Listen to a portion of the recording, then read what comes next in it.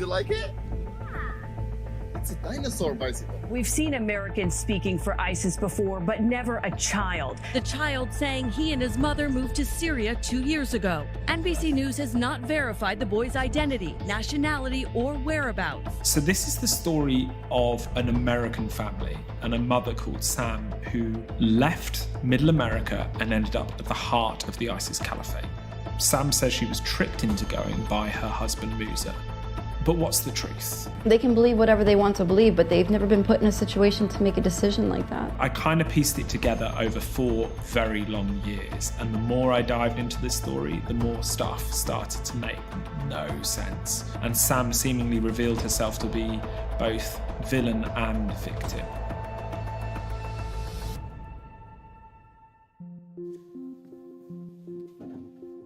My name is Josh Baker, and I'm an investigative journalist working in print, film, and audio.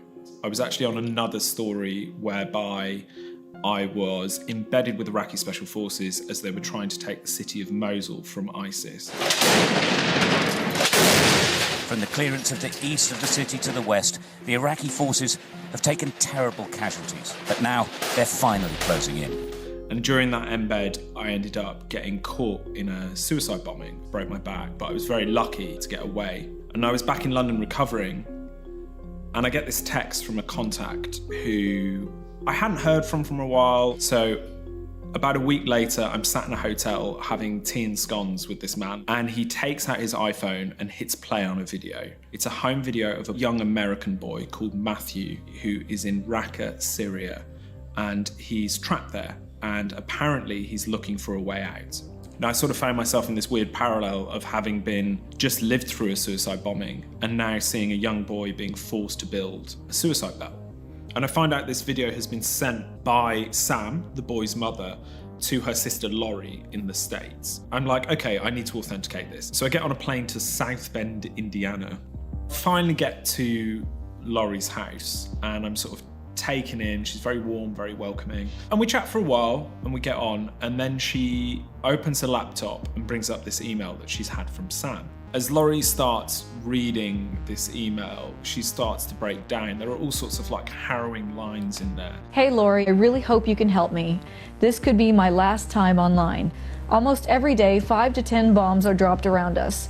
The shockwaves are insane. It rains shrapnel, everything from rocks to metal sheets to glass shards. And she signs the email off with, I love you, I miss you, I love you, I miss you.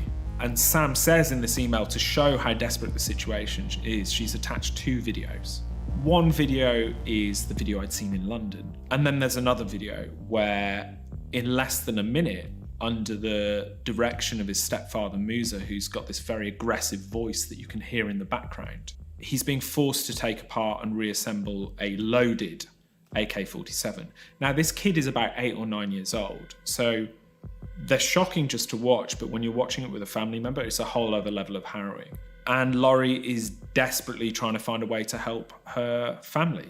The United Nations called today for a humanitarian pause in fighting in Raqqa to allow civilians to escape the city. But it acknowledged that ISIS is attempting to use them as human shields, which could make escape impossible. The American government can't do anything. You know, the family are in the heart of the ISIS caliphate. They can't just send special forces in to get them. After I met Laurie, I then started trying to understand as much about Sam's life in America pre-ISIS, because I was like, how on earth does this girl from South Bend, Indiana end up at the heart of the ISIS caliphate? Like, that just doesn't fit your stereotypical bill of a jihadist.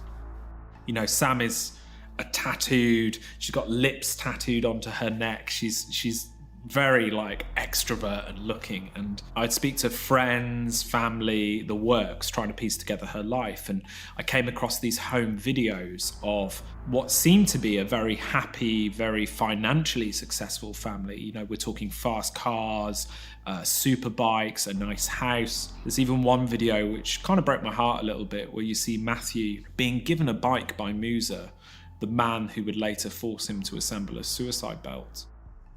In the meantime, through open source material, through contacts I have on the ground in Syria, I just get to work on mapping where the family might be, looking at Raqqa, looking at where the battle lines are, looking at where they could end up if they sort of escaped, looking where people who were escaping were ending up, in the hope that if they did make it out of this humongous battle, I'd have a head start on trying to find them.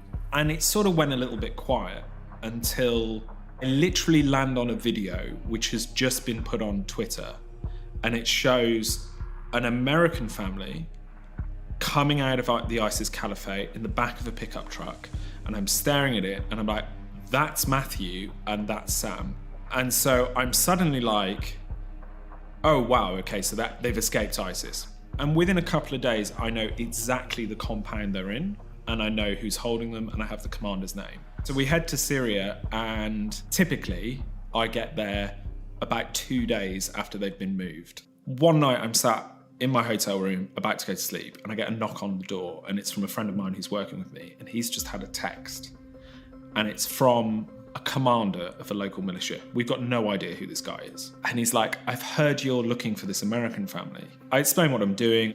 It's really interesting because he says this person is a good woman and she's a victim here, and you need to understand that. And I'll just pause for a sec, because the next time I see him a couple of months later, he tells me this woman is a snake and you can't trust her. About 5-10 minutes go by, door open, Matthew, this young boy I'd seen in this suicide bomb building video, walks in, his sister walks in, then Sam walks in, and I literally, jaw drops, and I have no idea what I'm gonna say, and I'm completely like stunned. What? Sorry, how has this come about? I've been looking for you for 7 months. The problem is, as I start talking to Sam for about 45 minutes, we're being listened to on every corner. They misunderstand a question, and they suddenly think I'm trying to smuggle Sam out of Syria. I'm taken into another room and told I need to leave Syria. And then when I come back, I finally get her full account of what's going on. You happy for me to start? Yeah, let's do this. The second time I meet her, it's a very different Sam. Gold rings, slick back hair, baseball cap, puffer jacket. So Sam's account of how she ended up in Syria is that her relationship with her partner Moussa had started to get a bit stale. They decide they need a change. And from friends I've spoken to, Sam was quite, it seems like, subservient to Moussa. He kind of drove the relationship. She did what he wanted a lot of the time. And the family decide they're going to move to Morocco, which is Moussa's family home. On the way there, they have a layover in Istanbul. Turkey's obviously a country that borders Syria. Sam says she gets surprised by a surprise holiday by Moussa. So they have this sort of 10-day holiday in Turkey, and all the while they're sort of moving from city to city and getting ever closer to the Syrian border. And she says one night, when she thought they were going back to the airport, within a short while, this van slams to a halt, door flies open, and there's a masked man there. Moussa grabs her kids and goes out of the van. Sam doesn't know what's going on. She's like running after Moussa as they run across this field, and they're heading towards the border of Syria. Moussa goes through a fence. Sam says she has no choice but to follow him if she wants her kids back, and she goes, and she ends up spending more than 2.5 years trapped in the ISIS caliphate. Did you know you were in Syria at this point? I knew I was in Syria. So when you are a newcomer to the ISIS caliphate, there's a couple of things that we know consistently happen. So women are typically taken to a madafa, or a woman's house, with their children. Meanwhile, Moussa is off kind of having some form of military training. And after a couple of months in this madafa, Moussa comes to collect her. The first time I see him is in the middle of Raqqa, on the side of the street, with a huge beard and carrying a gun. And I tell him, the first thing I say to him is, "You're crazy and I'm leaving." He said with a big smile on his face, "Go ahead, you can try, but you won't make it." Along the way of this 2.5 years, Moussa seemingly is getting more and more successful within ISIS's military wing, but also more and more extreme and undoubtedly more and more abusive towards Sam and her kids. As time goes on, Sam says that she tries to escape, or wants to escape, and somehow ISIS become aware of this, and she ends up in the Black Stadium. It's a notorious ISIS torture prison, for want of a better phrase. It's the old football stadium in the heart of the city, but it had these big underground sort of basement gym area, things like that, which had been converted into a prison facility. Sam says she was taken there in the dead of night and subjected to severe torture. I've done my best to verify this. I've been there twice. I've found somebody within ISIS that says she was also held there. I know that it wasn't uncommon for Westerners or those who joined ISIS to end up in this facility. The methodologies of torture that Sam described that she experienced, I saw the implements in the rooms that she described. The layout kind of matches what she describes to me. Sam sort of comes out of prison and sort of sets about just trying to survive inside the caliphate. One day Moussa decides, "You're lonely, I want to get you some friends. Why don't we buy you a girl?" Sam seems to think this is a good idea, and they go to a slave market. And Sam sees Suad, she feels desperately sorry for her, so she pleads with Moussa to buy her. They buy Suad, Suad comes to live with Sam and the kids. Sam says she tries to make a nice room for Suad, and it seems to be true. I've seen pictures of this room. But ultimately, Suad and another girl that Moussa also buys end up being raped repeatedly for several years. So Sam has a complicity in that. There's no excusing that behaviour.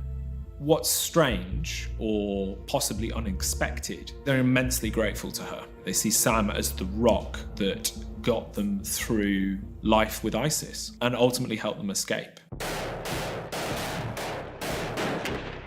All the while, the battle for Raqqa is getting closer and closer. The coalition forces are squeezing the city and squeezing ISIS into an ever smaller pocket. Then really sadly, ISIS releases a propaganda video, and it shows Matthew being forced to issue a threat to then President Trump. This battle's not gonna end in Raqqa or Mosul. It's gonna end in New Orleans. By the will of Allah, we'll have victory. He issues this threat, and it goes global.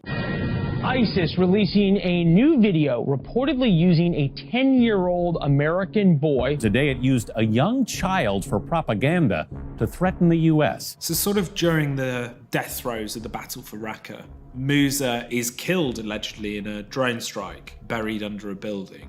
After Raqqa, Sam, Matthew, his sister, and the children that she's ended up giving birth to while in Raqqa end up in this place called Deir ez-Zor. And it's kind of where ISIS is making its last stand in Syria in terms of its caliphate. So over these very many hours that I'm interviewing Sam, we cover like a plethora of subjects. She tells me about these videos that I'd seen that had started this whole journey. You know, Matthew being forced to build a bomb, assemble an AK. But she leaves out that she was actually the person behind the camera, which completely changed the dynamic of how you understand her relationship with her kids and the caliphate. Perhaps one instance is that she's in an abusive relationship. She has no choice but to film this, otherwise she'll come to physical harm. Or maybe she's a willing participant. It's propaganda. It's the way it's meant to look. Sam touches down in a military base in Indiana where her kids are taken into care, and she's arrested by the FBI. And about a month or two later, more charges came out against her. And the FBI alleged that she had knowingly and willingly travelled to Syria with her husband, and that she'd been part of a conspiracy to provide material support for terrorism.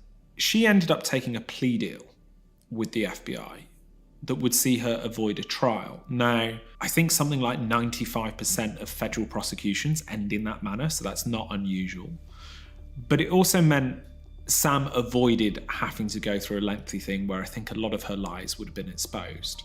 The judge sentenced her, and in his closing arguments, it was very interesting because for him, he felt conflicted. He felt like the charges that she'd agreed to carried with a sort of minimum sentence, but they didn't really give him the parameters of what he wanted for her sentencing. And he wrote in his closing remarks, "There is no doubt in my mind that if it wasn't for the actions of your husband, you wouldn't be here today." So even the judge found it very hard to pin sole blame on Sam for this situation. That said, she is and was complicit in transporting her kids to a war zone where they would be subjected to unimaginable abuse and harm. And I think that's very hard to excuse, no matter what you think of Sam. You accept that the choices you made put your children through some of the worst experiences you could imagine for a child to have for years. I accept that I was unable to make the decisions to protect them better. I think the thing that I'm most proud of is it became what is now 12 or 13 part audio series called I'm Not a Monster, where we were able to really go into the depth and nuance of this story. Sam would be put into prison, and that's where she is today, and the children have been able to be rehomed. So Matthew is back living with his biological father, and I've spent a lot of time with him. What's the best thing about being home? Everything. Just everything. Like, there isn't a best part. He walked me through his account of what happened to him, talking me through everything he'd been through, being open about the things he didn't want to talk about. And at 13 years old, which is when I finally interviewed him, wanting people to understand that no matter how bad things get, there's always hope and you can always make it through.